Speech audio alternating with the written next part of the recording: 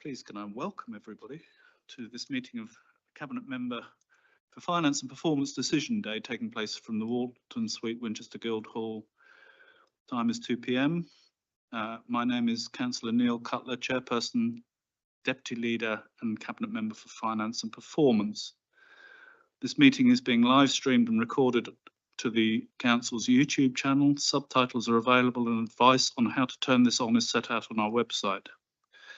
Please can those present ensure that mobile phones are on silent or switched off entirely. In the unlikely event that it's necessary to evacuate the building, the fire alarm will sound. Please follow the instructions given to you by our team, Claire, our full team. So turning to the agenda, item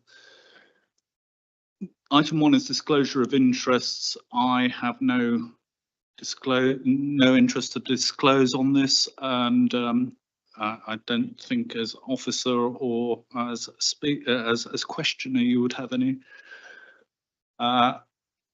Public participation, there is no real enthusiasm for public participation. No one has registered. Item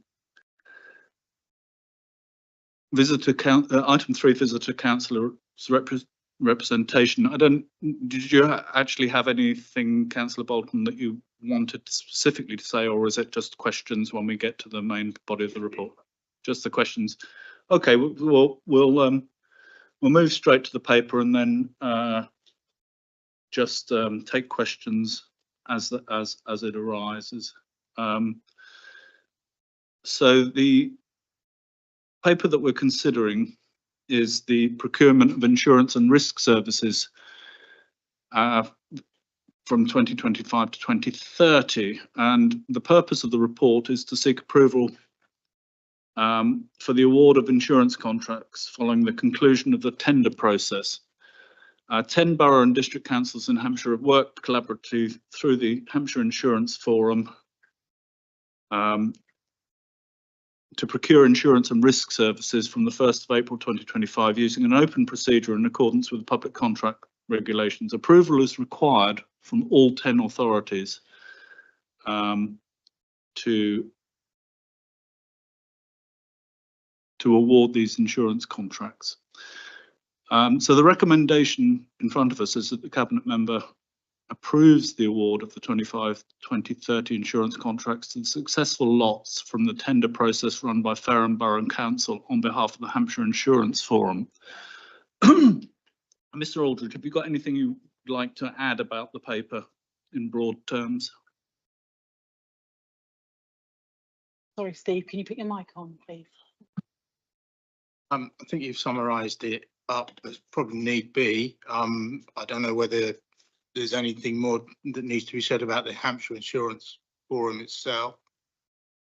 I think it would be helpful if you could just talk us through how that is constituted and what it's done in terms of procurement up till now.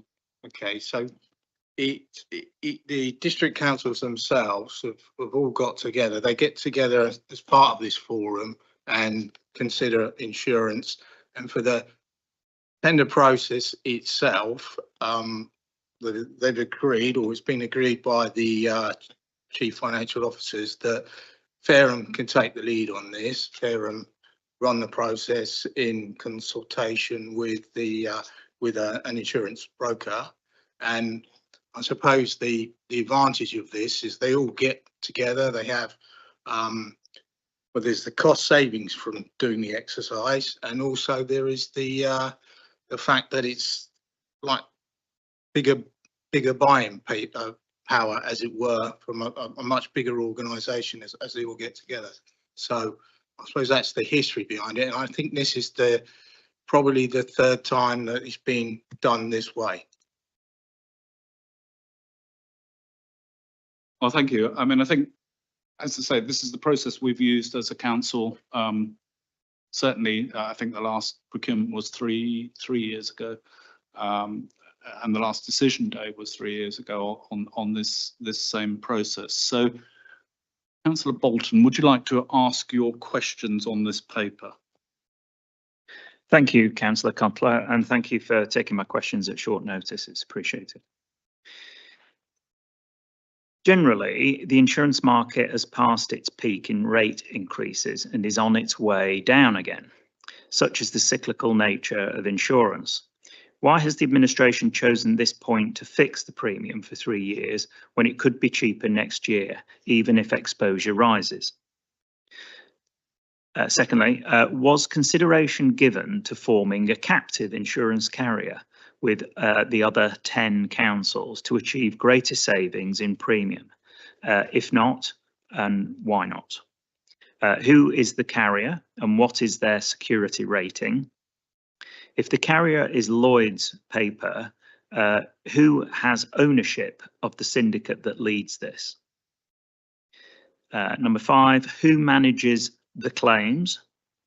And number 6, is there a break clause in case of the change of ownership brought about by the reorganisation of local government? I'm very happy to forward these questions if you would like me to. Thank you very much. Well, thank you for those, what are quite technical questions. I think in the case of most of them, they're appropriate to come from the Hampshire Insurance Forum. There were two areas. One is timeliness, given your point about the peak of the insurance market, and I think it's necessary to re-procure at this stage because the previous deal has run its course. So that I think we have no choice on. In terms of local government reorganisation, we are not clear at the moment exactly what the timescale is, but even if things proceeded at the pace that government have talked about, there would be no move to a unitary authority before April 2028. That would give 3 years of this scheme. So I think, subject to answers to your questions, I'd be happy to pass them on to the forum. But I think in principle, we need at this point to agree to go forward with the forum, which has served us well before as the approach. So I'm happy. We'll get answers to those questions, but having been through the detail of it, I'm happy to take the decision that we do approve that it moves to the tender process.